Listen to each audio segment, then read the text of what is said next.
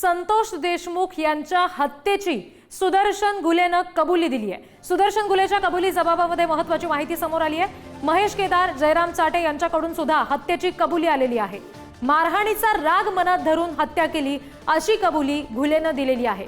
वाल्मिक कराडचा पाय या सगळ्यामुळे आता आणखी खोलात जातोय।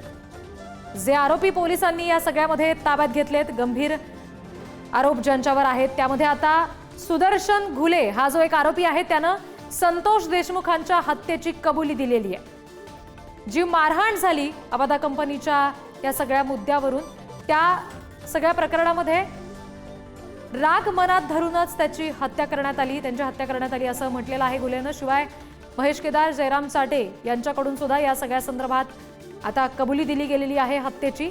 आणि त्याच्यामुळे आता जो मुख्य सूत्रधार, जो मास्टरमाइंड या सगळ्याचा म्हटला गेलेला आहे वाल्मिक कराड, त्याचा पाय आणखी खोलात जातोय। बीडच्या मसाजोगचे सरपंच संतोष देशमुख यांची निर्घृणपणे हत्या करण्यात आली आणि या हत्येची कबुली सुदर्शन घुलेनं दिलेली आहे। सुदर्शन घुलेच्या कबुली जबाबात महत्त्वाची माहिती समोर आली आहे। महेश केदार, जयराम चाटे यांच्याकडून सुद्धा हत्येची कबुली आली आहे। आणखी तपशील घेऊया। प्रतिनिधी उदय नागरगोजे सध्या आपल्याशी जोडले जात आहेत, त्यांच्याशी आपण याबाबत आता बोलणार आहोत। उदय, अत्यंत महत्त्वाची ही अपडेट म्हणावी लागेल या प्रकरणातली, कारण घुलेनं किंवा जयराम चाटे यांच्या सगळ्या सुद्धा जबाबातून हत्येची कबुली दिली जाते। वाल्मिक कराडचा पाय खोलात जातोय। आता या सगळ्यांना शिक्षा कठोरातली कठोर होणार हे मात्र निश्चित दिसतं यावरून। नक्कीच आपण जर पाहिलं तर संतोष देशमुख यांच्या हत्या प्रकरणातील मुख्य आरोपी वाल्मिक कराड असेल किंवा सुदर्शन घुले असेल, या सगळ्यांच्या विरोधात जे आरोप निश्चित करण्यात आले होते त्यानुसार आता त्यांची कबुली जबाब देखील समोर आले आहेत। काल ॲडव्होकेट उज्ज्वल निकम यांनी न्यायालयात जो युक्तिवाद केला त्यामध्ये ही बाब प्रकर्षाने त्यांनी सांगितली की गँग लीडर हा सुदर्शन घुले आहे आणि मुख्य आरोपी जे आहे ते वाल्मिक कराड आहे। आणि वाल्मिक कराडच्या सांगण्यानुसार ही सगळी घटना घडली आणि त्यानुसारच संतोष देशमुख यांचं अपहरण असेल, खून असेल हे देखील झाला होता। आणि आता पोलिसांनी जे कबुली जबाब घेतले, सीआयडीने जे या आरोपींचे कबुली जबाब घेतले त्यामध्ये देखील सुदर्शन घुलेने या हत्येची कबुली दिल्याचं म्हटलंय। तसा युक्तिवाद देखील न्यायालयात करण्यात आला होता। हे जे आरोपींचे आणि साक्षीदारांचे जे जबाब आहेत ते अतिशय गोपनीय होते। ते अगदी कालपर्यंत बंद लिफाफ्यात होते आणि न्यायालयाच्या ताब्यात होते। आता काल ते आरोपींच्या वकिलांना देखील उपलब्ध करून देण्यात आले आहेत आणि त्यामध्ये ज्या बाबी त्यामध्ये मांडल्या होत्या त्या निकम यांनी युक्तिवादामध्ये देखील मांडल्या होत्या की सुदर्शन घुले असेल, जयराम चाटे असेल, सुधीर सांगळे असेल यांनी सगळ्यांनी हत्येची कबुली दिली। आता ही नेमकी कशा पद्धतीने त्यांनी घटना घडल्याचं सांगितलंय आणि जर असं त्यांनी त्यांच्या जबाबात जर असं म्हटलं असेल तर त्यांना कठोरात कठोर शिक्षा ही होऊ शकते। जी उदय, या सगळ्यामध्ये आणखी एक मुद्दा असा की आता 10 एप्रिलला या प्रकरणाची पुढची सुनावणी होणार आहे न्यायालयामध्ये। त्यावेळेला ही दिली गेलेली जी जबाबातली कबुली आहे ती महत्त्वाची ठरणार। नक्कीच आपण जर बघितलं तर या प्रकरणाची तिसरी सुनावणी ही काल झाली, परंतु आरोपींच्या वकिलानं यावेळी जे आपलं म्हणणं मांडलं की यापूर्वीच्या सुनावणीवेळी आम्ही काही जे डॉक्युमेंट्स आहेत, आरोपींचे जबाब असतील, साक्षीदारांचे जबाब असतील, तसेच इलेक्ट्रॉनिक्स एव्हिडन्स जे आहेत यामध्ये व्हिडिओ आहेत, फोटोग्राफ्स आहेत, तसेच ऑडिओ क्लिप्स आहेत आणि टॉवर लोकेशन असेल, सीडीआर असेल, तर या संबंधीची जी सविस्तर यादी दिली होती, परंतु ती अद्याप आम्हाला मिळाली नसल्याचं आरोपींच्या वकिलाने सांगितलं होतं। आणि ती आम्हाला मिळाली नसल्यानं आम्ही या प्रकरणात कुठलाही युक्तिवाद करू शकत नाही, ती आधी आम्हाला उपलब्ध करून द्यावी आणि त्यानंतरच आम्ही आमचं म्हणणं मांडू शकू असं म्हटलं होतं। त्यानंतर न्यायालयाच्या आदेशानुसार आता हे जबाब उपलब्ध करून देण्यात आले आहेत। आता आरोपींच्या वकिलांनी मागितलेली जी यादी आहे त्यानुसार जर त्यांना कागदपत्र तसेच इतर जे डिजिटल पुरावे आहेत ते जर मिळाले तर 10 एप्रिलच्या सुनावणीमध्ये ही जी सुनावणी आहे ती पुढे वेग घेऊ शकते आणि प्रक्रियेला वेग येऊ शकतो की कशा पद्धतीने ही सगळी घटना घडली होती। त्यावर सरकार पक्षाची बाजू तसेच आरोपींच्या बाजूने त्यांची देखील बाजू मांडली जाऊ शकते वकिलांकडून। जी निश्चित उदय, तुम्ही आमच्याशी असेच जोडलेले राहा। पुन्हा एकदा प्रेक्षकांना आपण ही सविस्तर बातमी सांगूया। संतोष देशमुख हत्येची आता आरोपी सुदर्शन घुलेनं कबुली दिली आहे। सुदर्शन घुलेच्या कबुली जबाबात ही महत्त्वाची माहिती समोर आली आहे। महेश केदार, जयराम चाटे यांच्याकडून सुद्धा देशमुखांची हत्या केल्याची कबुली दिली गेली आहे। मारहाणीचा राग मनात धरला आणि त्यामुळे हत्या केल्याचं घुलेनं कबूल केलंय। वाल्मिक कराडचा पाय आता आणखी खोलात गेलेला आहे। हे सगळे आरोपी आहेत आणि त्यांच्या सगळ्या संदर्भातले अनेक पुरावे समोर आलेत। कशा पद्धतीने अत्यंत निर्घृणपणे संतोष देशमुखांना या सगळ्यांनी मारहाण केली आणि त्यानंतर त्यांच्या चेहऱ्यावर असलेलं हे आसुरी हास्य, या सगळ्याचा विचार केला गेलेला होता। आणि आता थेट या सगळ्यांनी, या आरोपींनी आता कबुली दिलेली आहे हत्येची। त्याच्यामुळे या सगळ्या घटनेचा जो मास्टरमाइंड समजला जातोय, ज्याच्यावर गंभीर आरोप याचा आहे वाल्मिक कराड, त्याचा पाय आता आणखी खोलात जातोय। त्याच्यामुळे आता 10 एप्रिलला जी सुनावणी होणार आहे पुढची संतोष देशमुख हत्या प्रकरणातली, त्यावेळेला या सगळ्याचा नेमका कसा विचार होतो हे पाहणं सुद्धा तितकंच महत्त्वाचं असेल. मात्र सातत्यानं समाजमनातून असेल, इतर काही म्हणजे प्रत्यक्ष देशमुख कुटुंबियांकडून सुद्धा आणि त्यांच्या सगळ्या इतर जवळच्या माणसांकडून सुद्धा जी सातत्यानं मागणी होतीये की निर्घृणपणे हत्या करण्यात आलेली आहे संतोष देशमुखांची, त्यामुळे या सगळ्यांना कठोरातली कठोर शिक्षा झाली पाहिजे. त्या संदर्भातले पुरावे अगदी टप्प्याटप्प्यात समोर येताना आपण पाहतोय. प्रत्यक्ष हत्या झाली त्यावेळेचे व्हिडिओ, फोटो समोर आले आणि आता थेट हत्येची कबुली सुद्धा दिली गेलेली आहे.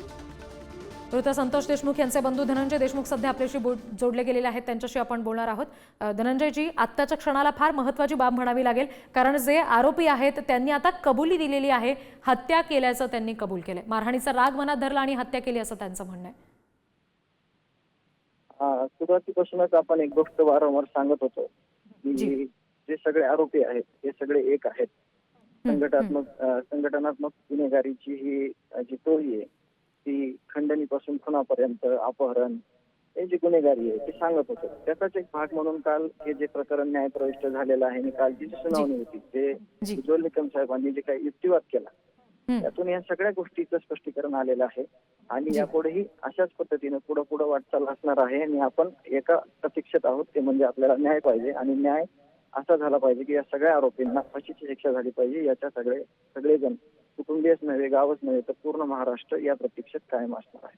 जी धनंजयजी, काल जी सुनावणी झाली त्या दरम्यान महत्त्वाचे मुद्दे उज्ज्वल निकम यांनी उपस्थित केले असं आपण म्हणालात. आता 10 एप्रिलला जी पुढची सुनावणी होणार आहे त्यावेळेला नेमकं काय आपल्याला अपेक्षित आहे, नेमकं काय अगदी स्पष्ट भूमिका याबाबत व्हावी असं आपल्याला वाटतं?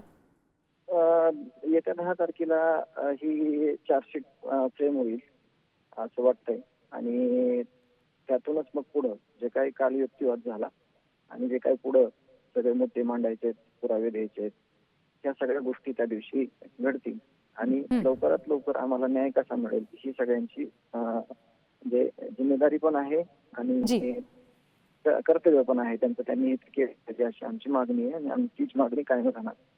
जी धनंजयजी, आपली आणखी एक मागणी होती ती म्हणजे ह्या उर्वरित सगळ्यांना सह आरोपी या प्रकरणामध्ये केलं जावं, याबाबत आपल्याला नेमकं काय वाटतं? आता या प्रकरणामध्ये आता सध्या एक गोष्ट स्पष्ट झालेली आहे की गुन्हेगार कोण आहेत आणि ते जेरबंद आहेत, एक फरार आहे.